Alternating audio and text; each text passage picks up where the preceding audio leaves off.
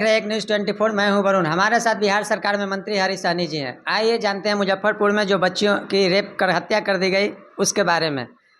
Sir, Muzaffarpur में एक बच्ची की रेप कर हत्या, निर्मम हत्या कर दी गई, इसके आप क्या कहें? देखिए, ये घटना निश्चित रूप से हर बिहारवासी को, हर माता पिता को, हर नागरिक को वो बहुत ही के लिए पीड़ादायक है, बड़ा ही निंदनीय है। सरकार के द्वारा जो होना है वो तो लिख लीजिए, उस मुजरिम को, उस अपराधी को सजा दिए जाएंगे, इसको कोई माई का लाल नहीं काट सकता है। वो इसलिए कि ये एनडीए की सरकार है। एक ज़माना था कि जब ऐसे अपराध हो, चाहे जैसे भी अपराध हो, ऐसे अपराध हो या जैसे भी अपराध हो, अपराधी को सरकार के द्वारा बचाए जाने का हर संभव प्रयास किए जाते थे।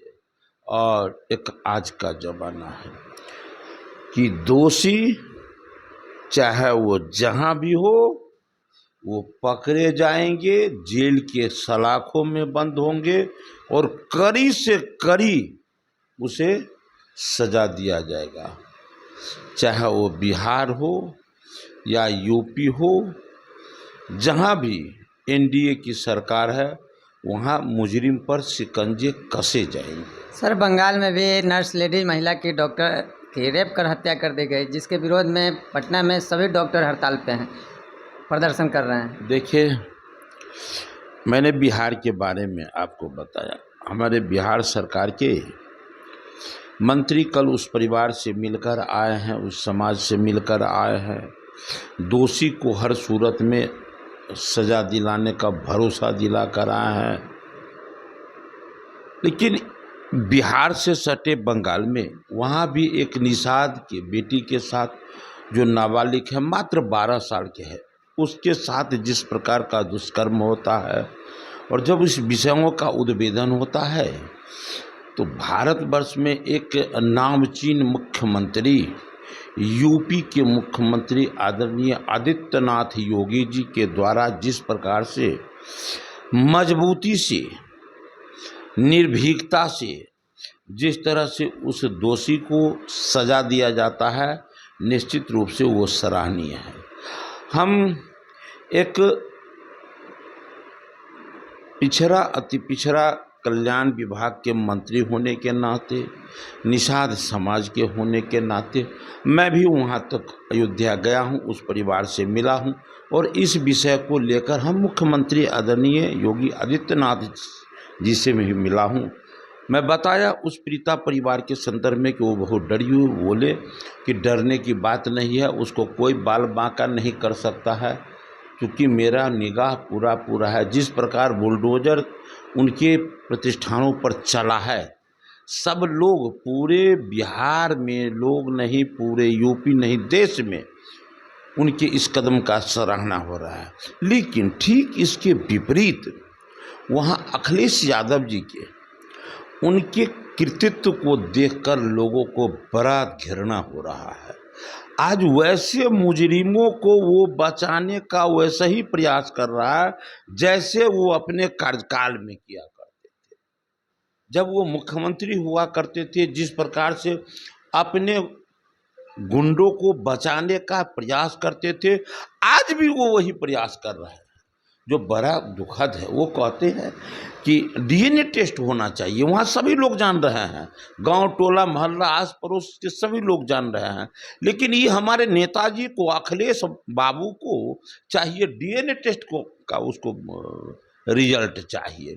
तो आज तक वो लोग सदैव जो जनता को, जो जिसके वोट से वो राजा बनते हैं, उनको बचाने का सदैव प्रयास करते रहे हैं और आज भी वही काम कर रहे हैं। ये बड़ा दुखद है। आप अभी देख लीजिए, आप बंगाल में आप स्थिति देखिए कि जब बेटी मास्टर डॉक्टर कलेक्टर बनती है तो सीना ऊंचा होता है, वो पायलट नहीं फाइटर जहाज चलाती है, सीना ऊंचा होता है।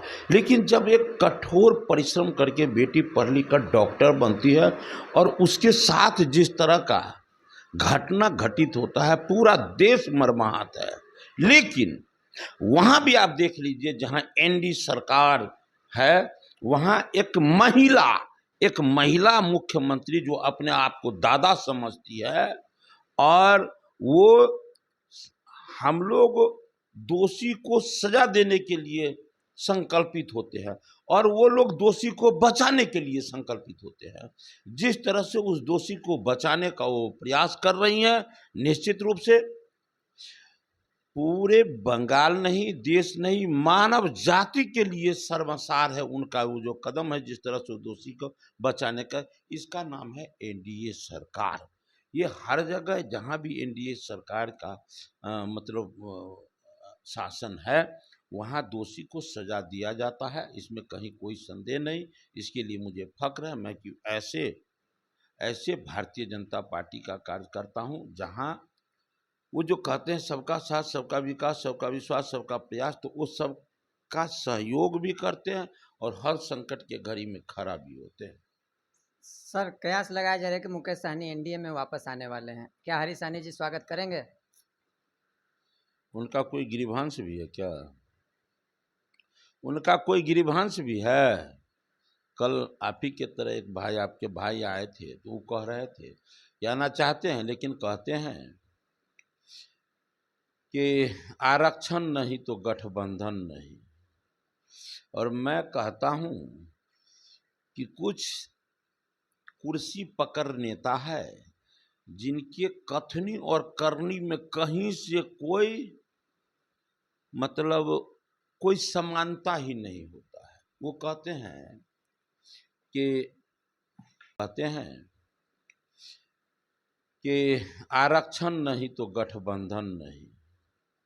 और मैं कहता हूं कि कुछ कुर्सी पकड़ नेता है जिनके कथनी और करनी में कहीं से कोई समानता ही नहीं होता है। वो कहते हैं कि आरक्षण नहीं तो गठबंधन है। और मैं कहता हूं कि भाई, जिसने कभी आरक्षण दिया ही नहीं, लालू जी स्वयं नहीं दिए, उनकी पत्नी नहीं दी, उनका बेटा नहीं दिए, अब वो जाकर के उनसे गठबंधन करते हैं। ऐसे स्थिति में मुझे समझ में आता है कि वो कैसे बुर्बक बनाता है। जैसे कोई कहता है कि हम फलाने के यहाँ जा रहे हैं इंग्लिश का ट्यूशन पढ़ने, और सबको पता है कि वो आज तक ABCD से Z तक नहीं सीखा, और वो कहता है कि हम उसके पास जा रहे हैं इंग्लिश का ट्यूशन पढ़ने। तो इस सामने वाला को बुर्बक बना रहा है वो व्यक्ति, कि कह रहा है कि हम इंग्लिश का ट्यूशन पढ़। अरे भैया, वो परिवार कहियो किसी भी जाति को आरक्षण नहीं दिया, और तुम गए थे उसके यहाँ आरक्षण के नाम पर। तो ये तो हो गया बुर्बक बनाना। 18 नंबर के नट में आप चाहिएगा 22 नंबर के बोल्टू में 18 नंबर का नट लगाना नहीं लगेगा। वो तो 18 में 18, 20 में 20, 22 में 22 लगेगा। ये इनका मानसिकता क्या है? एक मानसिकता है कि हमारा स्वार्थ जहां हो, केवल जहां मेरा अपना स्वार्थ सिद्ध होगा, मैं वहां रहूंगा। समाज का चिंता कहीं से, चाहे वो टिकट बांटने के समय की बात हो या फिर समाज को मंत्री बनने के बाद जो समाज को लाभ मिलने की बात हो, कहीं पर एक जगह न वो समाज के लिए जिए हैं और न जीने का उनका संकल्प है। इसलिए मैं यही चाहता हूं कि जो लोग समाज के नाम पर, जिस नाम पर राजनीति करते हैं, वो क्षमता उनमें होना चाहिए, तभी लोगों का भरोसा उस पर जगेगा। ये थे बिहार सरकार के मंत्री हरीश सहनी जी। ऐसे ही तमाम खबरों के लिए देखते रहे एक न्यूज़ 24।